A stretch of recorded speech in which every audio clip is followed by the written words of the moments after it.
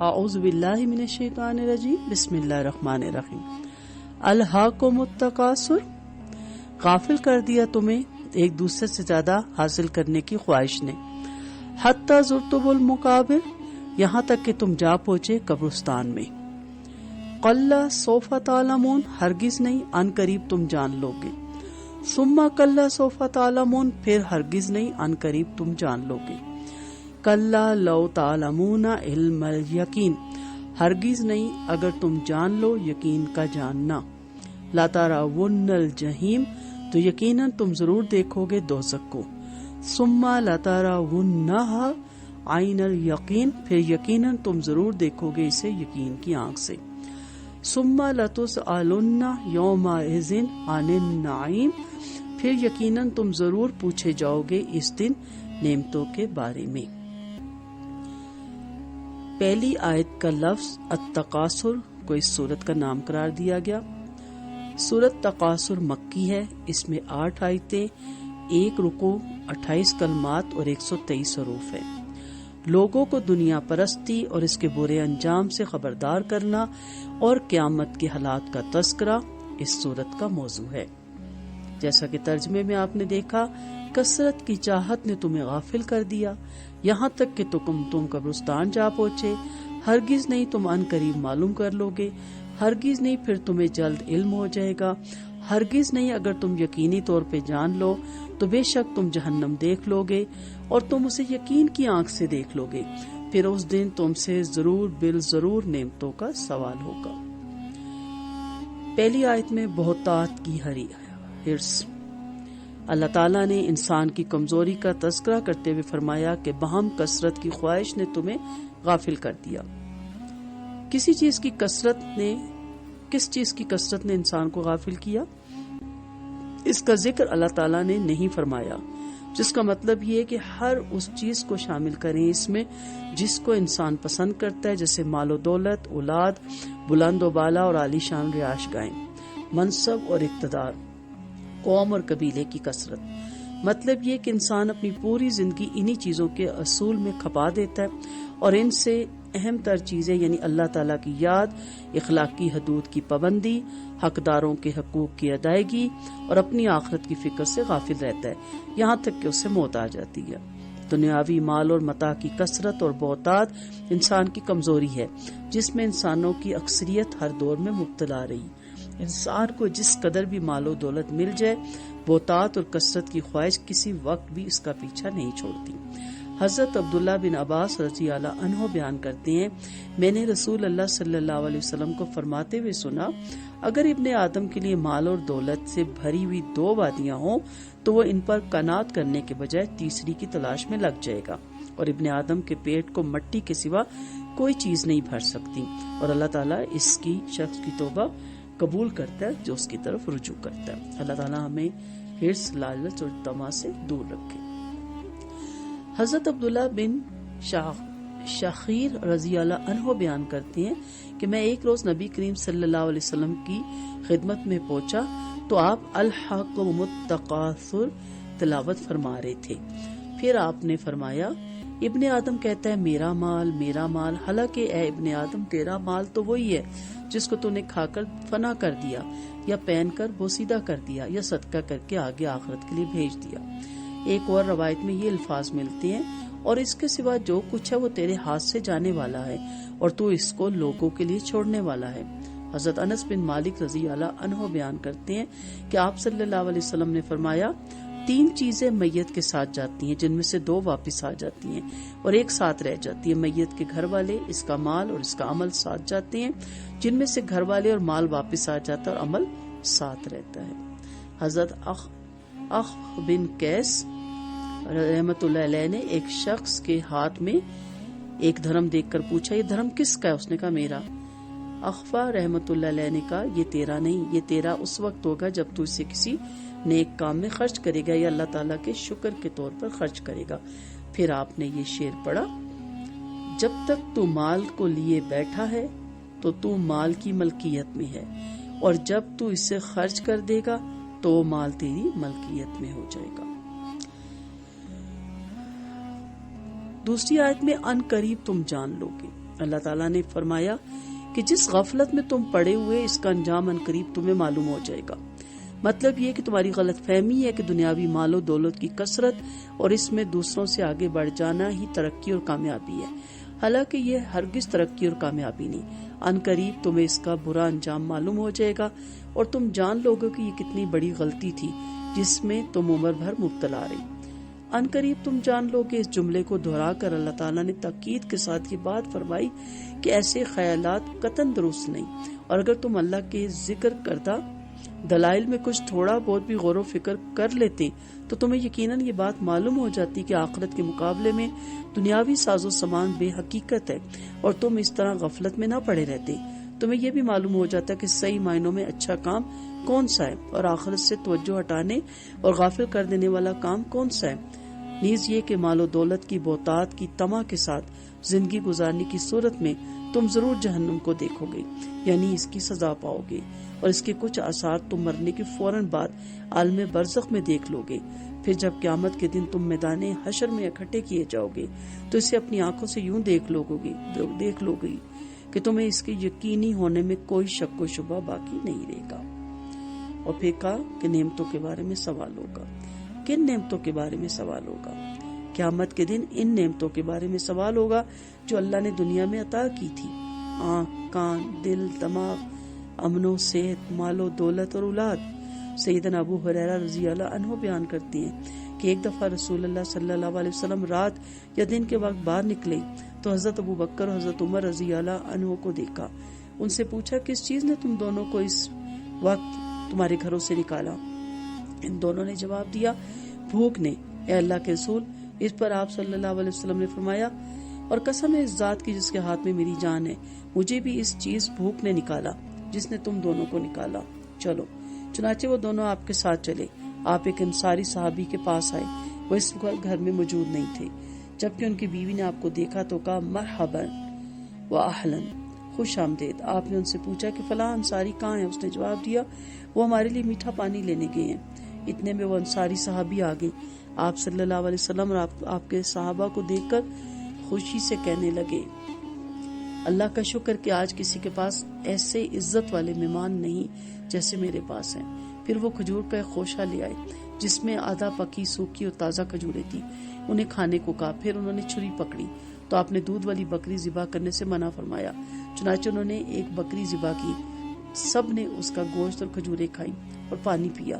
سب سیر ہو گئی تو آپ صلی اللہ علیہ وسلم نے حضرت ابوبکر، حضرت عمر رضی اللہ عنہ سے فرمایا، قسم ہے اس ذات کی جس کے ہاتھ میں میری جان ہے، تم سے قیامت کے دن اس نعمت کے بارے میں ضرور سوال کیا جائے گا۔ تم بھوک کی حالت میں اپنے گھروں سے نکلے اور پھر گھر نہیں لوٹے یہاں تک کہ تم کو یہ نعمت ملی۔ تو نعمتوں کے بارے میں کن سے سوال ہوگا؟ بعض علماء کہتی ہے یہ سوال صرف کافروں سے ہوگا، بعض کہتے ہیں کہ ہر ایک سے ہوگا، کیونکہ محض سوال سے عذاب ہونا لازم نہیں ہوتا۔ جن لوگوں نے ان نعمتوں کا استعمال اللہ تعالیٰ کی ہدایت کے مطابق کیا ہوگا وہ سوال کے باوجود عذاب سے محفوظ رہیں گے، اور جنہوں نے نعمتوں کی ناشکری کی ہوگی وہ پکڑ لیے جائیں گے۔ اس لیے کہ سوال کا مطلب ہی اس امر کا ثبوت ہوگا کہ اللہ کی نعمتوں سے فیضیاب ہونے کے بعد اللہ تعالیٰ کا شکر بھی ادا کیا یا نہیں۔ حضرت عبداللہ بن مسعود رضی اللہ عنہ بیان کرتے ہیں کہ آپ صلی اللہ علیہ وسلم نے فرمایا، قیامت کے دن کوئی شخص اپنے رب کے پاس اپنی جگہ سے سرک نہیں سکتا جب تک 5 سوالوں کا جواب اس سے نہ لے لیا جائے۔ ایک یہ کہ اس نے اپنی عمر کن کاموں میں فنا کی، دوسرا یہ کہ اس نے اپنی جوانی کو کن کاموں میں خرچ کیا، تیسرا یہ کہ جو مال اس نے حاصل کیا وہ کس کس طرح کمایا تھا، چوتھا یہ کہ اس مال کو کہاں کہاں خرچ کیا، اور پانچواں یہ کہ جو علم اللہ نے اس کو دیا تھا اس پر اس نے کتنا عمل کیا۔ اہل ایمان نے چونکہ ان کا صحیح استعمال کیا ہوگا اس لیے وہ گرفت الہی سے محفوظ اور اطاعت اور فرما برداری پر بہترین صلے کے مستحق قرار پائیں گے۔ کافروں اور اللہ کی نعمتوں کی ناشکری کرنے والوں کے پاس اس کا کوئی جواب نہ ہوگا، اس بنا پر وہ عذاب الہی کے مستحق قرار پائیں گے۔ آئیے آیات مبارکہ کی حکمتیں اور تقاضے دیکھتے ہیں۔ لوگ دنیاوی مال و متاع کے ساتھ مشغول ہیں حالانکہ وہ اس کو چھوڑنے والے ہیں، اور آخرت سے غافل اور لاپرواہ ہیں حالانکہ وہ اس کو ملنے والے ہیں۔ انسان ساری زندگی مال و دولت کی بہتات اور کثرت کے پیچھے لگا رہتا ہے یہاں تک کہ اس کو موت آ جاتی ہے۔ مال کو جمع کرتے رہنا اور اس کو اللہ کی راہ میں خرچ کر کے اللہ تعالیٰ کا شکر ادا نہ کرنا باعث ہلاکت ہے۔ انسان کا مال وہ ہے جو اس نے اپنے اوپر خرچ کیا یا اللہ کی رضا کے لیے کسی کو دے دیا۔ قبر کا عذاب برحق ہے، اللہ کی راہ میں خرچ نہ کرنے والا اس کی سزا قبر میں پائے گا۔ علم کے مختلف مراتب ہیں، ان میں سب سے افضل عین الیقین ہے۔ ہم دنیا میں جس قدر اللہ کی نعمتوں سے فیضیاب ہو رہی ہے، قیامت کے دن اللہ تعالیٰ کے سامنے پیش ہو کر ان کا حساب دینا ہے۔ لوگ اگر مال و دولت میں ایک دوسرے سے آگے بڑھنے کے بجائے خیر اور بھلائی کے کاموں میں ایک دوسرے کے آگے بڑھنے کی کوشش کریں تو ان کے حالات بہتر ہو جائیں اور ان کی معیشت مستحکم ہو جائے۔ آئیے اپنا جائزہ لیتے ہیں۔ الہاکم التکاثر حتی زرتم المقابر، آیت کی تفسیر سبق کی روشنی میں بیان کیجیے۔ مال و دولت کے ساتھ انسان کی حرص اور لالچ کے متعلق جو کچھ احادیث میں ذکر ہوا اس کو بیان کیجیے۔ کیا مال و دولت کی بہتات کامیابی اور ترقی کی علامت ہے؟ دلائل سے واضح کیجیے۔ قیامت کے دن کن نعمتوں کے بارے میں سوال ہوگا؟ وضاحت کیجیے۔ کیا روز قیامت ہر شخص سے سوال کیا جائے گا؟ دلائل سے واضح کیجیے۔ درجہ ذیل الفاظ کے معنی بیان کیجیے۔ الہاکم التکاثر المقابر زرتم سوف تعلمون علم الیقین الجحیم النعیم لترون۔ یہ چیزیں ان کے ترجمے یاد کیجیے۔ کوشش کیجیے کہ اس سورت کو اپنی فجر کی نماز یا جو بھی رکعت کسی بھی ایک رکعت میں اس کو ضرور رکھیں، لیکن جب آپ کو تجوید کے ساتھ حفظ ہو جائے، تفسیر کے ساتھ حفظ ہو جائے، ترجمے کے ساتھ، تو آپ کو روز یہ یاد دہانی ہوگی کہ کہیں میں کثرت کی چاہت میں غفلت میں تو نہیں پڑ چکا، اور ایسا تو نہیں کہ میں قبرستان پہنچوں، المقابر قبر کے مقابر آن کھڑا ہوں اور پتہ چلے کہ کچھ بھی میرے پاس نہیں۔ تو اس لیے کہا گیا کہ تم ان قریب جان لو گے، یعنی موت کی گھڑی کسی لمحے بھی آ سکتی ہے، تمہیں یقین کا جاننا ہے، تم جان لو گے یقین کا جاننا۔ علم الیقین، علم الیقین سب کو ہوتا ہے، لیکن عین الیقین آنکھ سے دیکھنے والوں کو ہوتا ہے۔ آج علم سے یقین کر لے، اللہ نہ کرے کل جہنم دیکھی جائے تو پھر آنکھ سے یقین آ جائے۔ اللہ کسی کو بھی، کسی دشمن کو بھی جہنم اور جہنم کے عذابوں کے قریب نہ لے کے جائے۔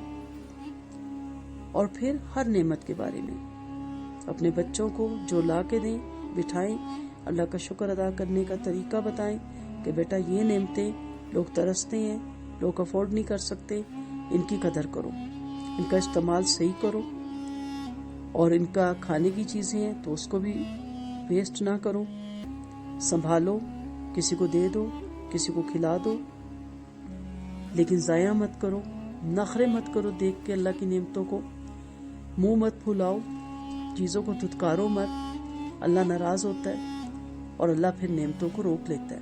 نعمتوں کی بقا اس کے شکر میں ہے۔ اور اپنے بارے میں اپنے بچوں کو، خود کو بھی یہ روز لیکچر دیں کہ میری یہ آنکھیں، ان سے سوال ہوگا کیا یہ اس لیے تھی کہ میں ہر وقت یوٹیوب پہ، انسٹاگرام میں یا فیس بک پہ فوش چیزیں دیکھوں، یا ٹی وی پہ، اسمارٹ ٹی وی پہ فوش ڈرامے دیکھوں، فوش قسم کے گانے فوش کیا، گانے اور ڈرامے ہے ہی حرام کے زمرے میں آتے ہیں۔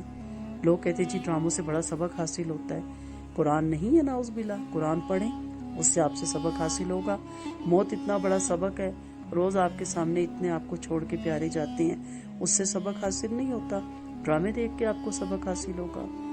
کیا یہ آنکھیں اس لیے تھیں کہ ان کاموں میں لگایا جائے؟ افسوس، دکھ ان آنکھوں پہ جو اللہ کی محبت میں اس سے آنسو نہ بہیں، یا اللہ کی محبت میں نہ روئے۔ کہ اس لیے زبان دی تھی کہ ہر وقت تانا تشنی، ٹونے مارنا، طنز کرنا، غیبت کرنا، ٹو لگا کے پھر چغلی لگانا، کیا اس لیے تھی یہ زبان؟ یا اس سے گانے گانا، شاعری فضول قسم کی کرنا، ادھر کی باتیں ادھر پہنچانا؟ نہیں، یہ تو اس لیے تھا کہ اس سے اللہ کے ذکر سے اس کو ترک کیا جائے ہر وقت، کیونکہ جب تک آپ کی لسان اللہ کے ذکر سے تر رہتی ہے، آپ کا دل بھی مشغول رہتا ہے، اور جس لمحے آپ خاموش ہوتے ہو شیطان فوراً آپ کے دل پہ ٹھونگا مار دیتا ہے۔ اس زبان کو کنٹرول کریں، کیونکہ کتنے ہی لوگ اپنی زبانوں کے سبب جہنم میں ڈالے جائیں گے، کیونکہ یہ زبان بولتے وقت سوچتی نہیں ہے۔ کیا یہ کان اسی لیے تھے کہ ان سے ہم دوسروں کی باتیں سنیں؟ کہ دوسروں کے گھروں میں کیا ہو رہا ہے. یہ قرآن سننے کے لیے تھے، خیر سننے کے لیے تھے، بھلائی سننے کے لیے تھی، احادیث سننے کے لیے تھے. آپ اس راہ پہ آئیں، دیکھیں کہ آپ ہر وقت آپ صلی اللہ علیہ وسلم کی مجلس اور صحابہ کرام کی مجلس میں اپنے آپ کو محسوس کریں گے.